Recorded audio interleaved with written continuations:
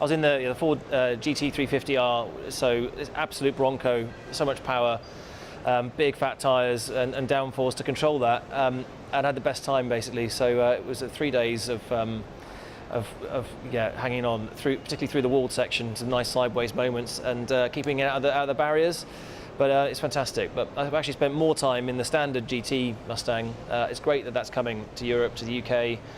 I think people will love it because the muscle cars that came out in sort of mid-2000s, with all the American muscle cars that were sort of reborn, they were quite sloppy still. They were, very soft suspension. It had power, but there wasn't much finesse there. And this really is the car that I think we've been waiting for 10 years. It's much more European handling style. The centre of gravity is low, the weight distribution is great, so you really sit in the middle with control over what you're doing. And I've had a whale of a time in the lesser power but still powerful GT car. It's a very important choice that Ford is using there, because tradition would say we do a body on frame, pickup truck based, or even a 3-row SUV at the top of our range, but we're not selecting that. Edge is very stylish. It's a 2-row. It's based on the CD platform, the same as Mondeo, so it's really fun to drive. We have a great diesel engine lineup, right in left-hand drive for the first time. This is truly the first step in Edge going global. The Edge that's sold in China is different than the Edge we're going to sell here in Europe. And this is really, in a way, our flagship along with the Vignale Mondeo.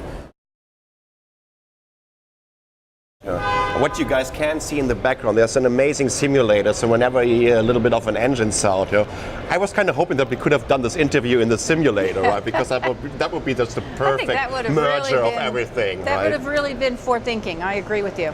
Yeah.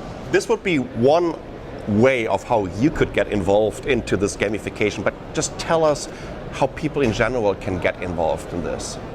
I mean, games are already part of our everyday life, and they're, as the mobile devices that we carry around with us are getting stronger and stronger, we're carrying the game devices with us.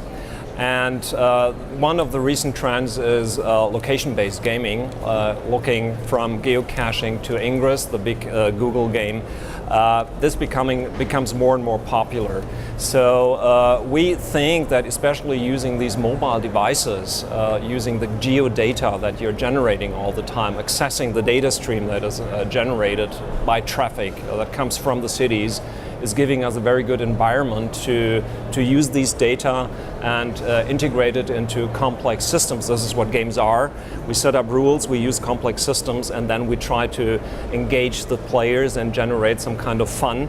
In this topic that we're talking about here, of course, it also makes sense. So it's not only fun, but it's also helping to have a more seamless traveling in the cities, to avoid traffic jams, for instance, to be more ecological, and to interconnect the different modes of transport. And Hilton, if I could ask, I mean, I think the situation for a lot of people is they understand about four-wheel drive systems and what they mean in terms of off-road capability. But can you say a little bit about all-wheel drive systems and what that means for customers that, say, buy a Mondeo or an S-Max? How does that enhance their driving experience?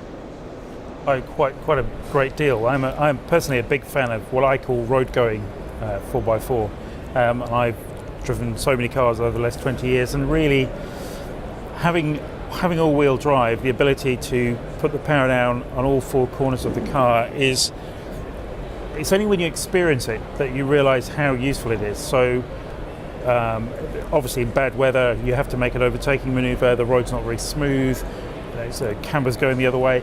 It'll be 4 or 5 seconds when you're overtaking and you realize, wow, this car is really stable despite the weather, despite the road conditions.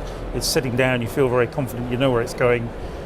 And once you've experienced that a few times, it's quite hard to give it up, really.